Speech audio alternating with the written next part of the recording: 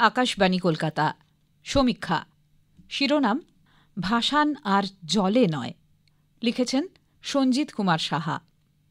একদিকে slogan safe water save life, অন্যদিকে সেই জলেরই দফা রফা। আমরা কিছুতেই দেশের নদী ও জলাশয়গুলিকে সুস্থ থাকতে দিচ্ছি না। প্রতিটি নদী ও জলাশয় এখন নানাভাবে ধুঁকছে।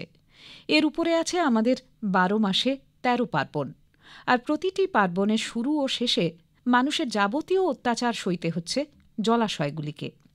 মানুষের অবিমৃষ্যকারিতা, বোধহীনতা ও অত্যাচারের ফলে বর্তমানে প্রায় সমস্ত নদী ও জলাশয় অত্যন্ত সংকটে, দূষণে দূষণে জর্জরিত।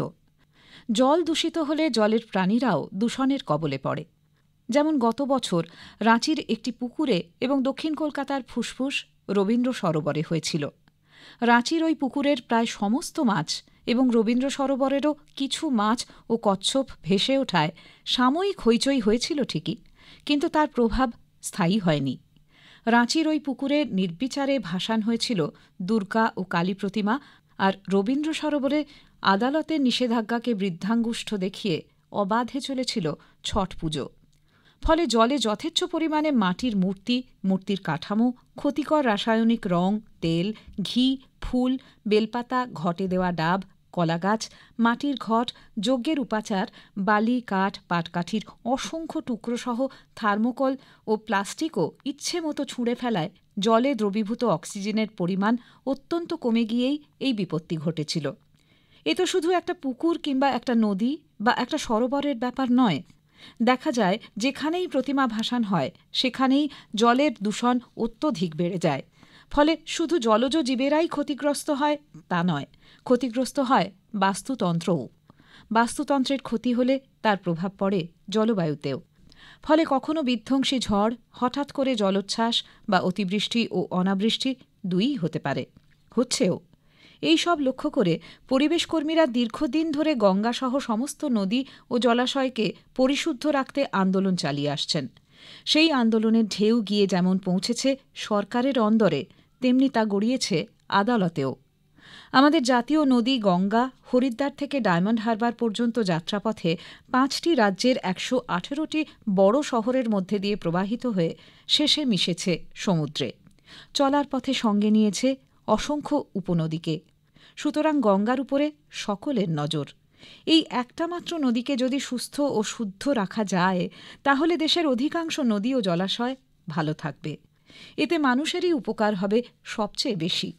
সেদিকে লক্ষ্য রেখেই তৈরি হয়েছে কেন্দ্রীয় জল দূষণ নিয়ন্ত্রণ পর্ষদ, Namami Gange, national mission for clean Ganga ইত্যাদি। উদ্দেশ্য গঙ্গাকে পরিশুদ্ধ রাখা। ভারত সরকারের এই উদ্যোগকে স্বাগত জানিয়েছেন শুভবুদ্ধি সম্পন্ন সকলেই, এমনকি আদালতও। ২০১৭ সাল থেকে নদীতে যে কোনো ধরনের বর্জ্য ফেলা নিষিদ্ধ ঘোষিত হলেও আজ পর্যন্ত তার পূর্ণ বাস্তবায়ন চোখে পড়ে না। আর পুজো আচ্চার নামে প্রতিমা ও অন্যান্য উপকরণ তো নিয়ম করে নদীতে ফেলাও হচ্ছে। তাই আবার গত বছরের অক্টোবর মাসে নতুন করে গঙ্গাকে রক্ষার জন্য সংশ্লিষ্ট রাজ্যগুলির সঙ্গে আলাপ আলোচনার মাধ্যমে একটি ১৫ দফার নির্দেশিকা তৈরি হয়। এই আলোচনায় আমাদের রাজ্যও অংশ নিয়েছিল। তথাপি আমাদের রাজ্যে এ নিয়ে কোনো হেলদোল নেই। আগেও ছিল না, এবছরেও দেখা গেল না। তবে আগের বছরের চেয়ে এবছরে গঙ্গার ঘাটে সরকারি তৎপরতা কিছুটা নজরে এসেছে, কিন্তু ভাসান বন্ধের কোনো উদ্যোগ চোখে পড়েনি। শুধু দুর্গা নয়, গণেশ চতুর্থী থেকে বিশ্বকর্মা, কালী, ছট, সরস্বতী পুজোর কোনো মূর্তি আর নদীতে ভাসান দেওয়া যাবে না। নির্দেশিকায় বলা হয়েছে শুধু গঙ্গায় নয়, গঙ্গার সঙ্গে যুক্ত কোনো শাখা নদী বা উপনদীতেও কোনো রকম বর্জ্য ফেলা ও প্রতিমার নিরঞ্জন দেওয়া যাবে না।